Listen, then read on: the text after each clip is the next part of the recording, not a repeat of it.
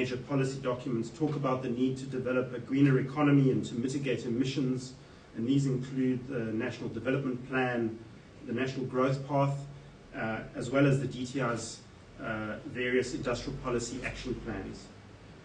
However, there's a high premium on moving from generalized problem statement to specific initiatives and support mechanisms. And we believe, as the Department of Trade and Industry, that our annual industrial policy action plans have begun to take the step. So over recent years, our industrial policy efforts have been instrumental in mobilizing a range of support mechanisms to promote investment and innovation in green industries. This includes the mobilization of large-scale industrial development corporation funding earmarked for green industries, carving out of local content requirements in relation to the renewable energy generation program, as well as support of energy efficiency investments as one of the key entry points into our manufacturing competitiveness enhancement program. And there's been a lot of progress. As significant as these achievements are, they certainly are not enough, and there are formidable challenges. Bureaucratic or governmental institutions are very, very slow to change, and it's a particularly painful and a difficult process for them to adopt or quickly move to adopt new innovation. And as long as you've got that disconnect, where you've got the legislative side or the controlling side of your institutions, that is slow, bureaucratic, a very difficult organization to change, and you're trying to push innovation, you will have a certain amount of friction. And the question there is, how do you actually get a Bureau of Standards or a legislative body to build that mechanism to identify the innovation, identify the opportunity, and fast-track certain decisions? We've got to remember that laws are made for good reasons, and you can't just break every law, change every law because it suits one person. There's got to be a certain amount of mass or a certain amount of logic behind it.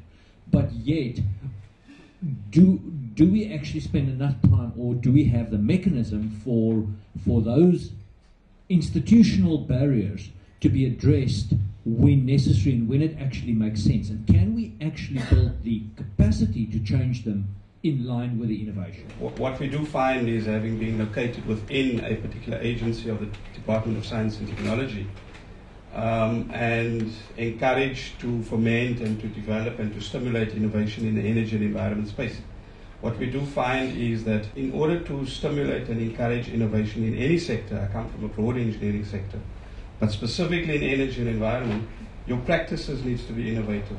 Because what you often find is that your regulatory systems and your frameworks and your laws and your policies and your issues around governance itself are not innovative.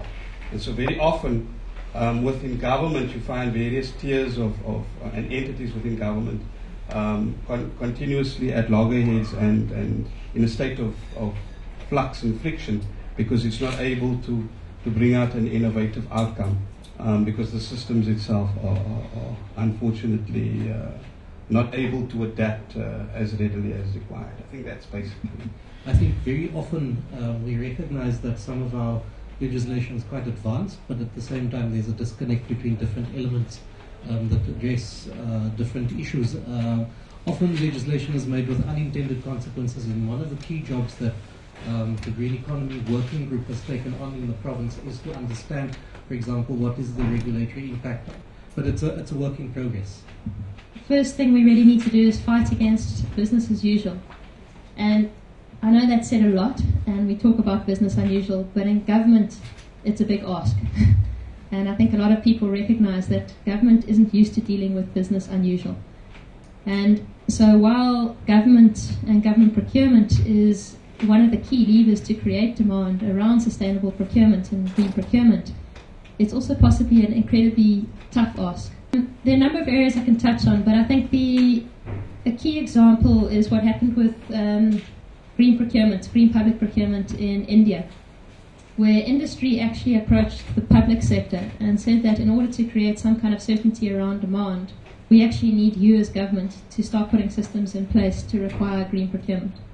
And it's quite an interesting change around, because when we talk about sustainable procurement in this country, in the public sector, people see it as a negative towards industry, and they say it's going to constrain industry, it's going to cost industry more. Whereas in India it was very much the other way around. Government can provide that space for proof of concept at scale. And that's where government needs to understand what its role is in this space to create that change and create those drivers. So in terms of the lower cost side, we need to start introducing life cycle costing, and we are engaging discussions on that. And very much start focusing more on functionality, and trying to make sure that we actually have disqualification criteria before we actually even move on to discussing price. We're actively trying to work with National Treasury on the fact that the financial management frameworks we have as government were designed with some room for interpretation. And that was because National Treasury didn't want to define to the nth level what municipalities or provinces should do and how they should manage their finances. But what's landed up happening is that CFOs tend to interpret those frameworks in the most conservative manner, because they are scared of National Treasury and they are conservative and afraid of Auditor General reports. So the discussions are now around what areas do we actually need guidelines from National Treasury, not to restrict provinces and municipalities, but actually to give clearer guidance on what is and isn't allowed, and in that space to allow for innovation.